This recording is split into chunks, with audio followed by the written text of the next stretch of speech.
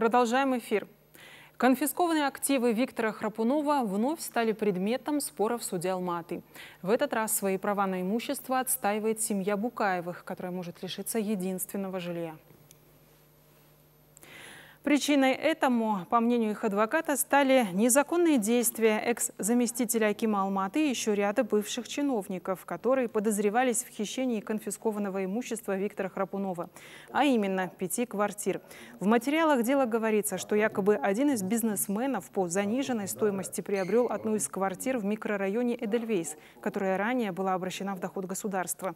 Позже предприниматель, который оказался родным братом экс-депутата Маслихата Кайрата Кудайбергенова, продал 5-комнатную квартиру в черновом варианте почти за 100 миллионов семье Букаевых.